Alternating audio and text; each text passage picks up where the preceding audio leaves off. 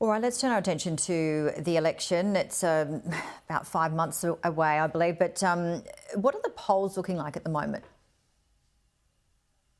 They're looking very, very close. And in the polls, depending on who's doing the polling, can be within 1 or 2 percentage points, one way or the other, for Biden or for Trump. But the key is those swing voters in the states that are called the swing states. So about 7 states in which the vote is very close, closer than other states. And whichever way those states will go will determine who will become president. And we know that looking at the primary election that just happened on Tuesday, that both Biden and Trump have lost some of their base of support in those primary outcomes, because in the primaries, between 12 and 20% of the voters on each side did not vote for Biden or Trump. And those are a bunch of people who are up for grabs. And both of them are going to try to go after those voters in the general election. And whoever is successful in turning those voters into their side and turning out their own supporters with enthusiasm will win. So it's going to be very close. People are concerned about how it's going to turn out. We don't know the implications, for example, of this upcoming verdict. That's going to be actually not the verdict. The verdict was already found, in which Trump was found guilty, but the actual sentencing of President Trump will be coming up on July the 11th. That could have tremendous implications as well. And what about Hunter Biden? The prosecution has wrapped up his criminal trial, and the US president's son is accused of lying about drug use during a firearm purchase in 2018. Some people are saying it's a bit of a tit for tat with what's going on with both sides. Would you agree? Well, I'm sure there were some people on the Trump side that are happy there's another trial going on for the other side. But on the other hand, it is important that this trial go through to see whether Hunter was guilty or not of lying on the federal document, saying that he was not using drugs, when it's possible some witnesses have seen to show an indication that he may have been using drugs at the same time that he actually signed that document to purchase the gun. And certainly it's not President Biden that's involved in this. That's to be made clear. In the case of President Trump, it was he himself who was found guilty of 34 felony counts, whereas in this case, it's Hunter Biden who's up for trial on possible felony count. And he's the son of the president. He's not the president himself. And he's a man, a grown man. So no one can really tie that to President Biden. But I think the Trump side would like to try to do that and see if that will damage Biden's chances of winning a few voters in the middle, in the swing states that could cost him the election. If Trump were to get in, what would this look like, do you think?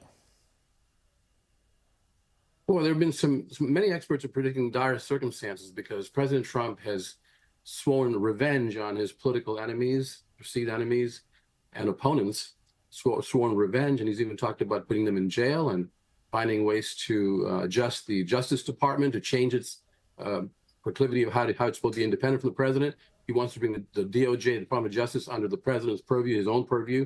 And that way you could appoint the Attorney General and then also appoint other people below that and have them completely loyal to him, and use the Justice Department as a vehicle to punish, as he says, those whom he thinks have wrongfully hurt him during his trials. But his trials were gone. The whole rule of law was followed carefully in the process when President Trump went through trial. And I think that his side should accept the results and then work with that. But instead, to say you're going to take revenge against an unspecified number of opponents, or as he calls them, enemies, it's very dangerous. It's the shades of some of the so-called third world countries that have actually had those kinds of actions that are very dangerous for democracy. And people are concerned what would happen if President Trump gets elected, how he will behave. Will he go along with democratic norms and the rule of law and respect opponents and still be president? It's dependent on how this sentencing goes on July the 11th and where he will be when he's campaigning and also when he's elected. There's so many unknowns, Janie, and we all can hope and pray for the best, really, and then keep our eye on it. Yeah, we'll certainly know by November. But with these trials, we do hear that sometimes it elevates the popularity of the person running. It actually has with certain President Trump supporters.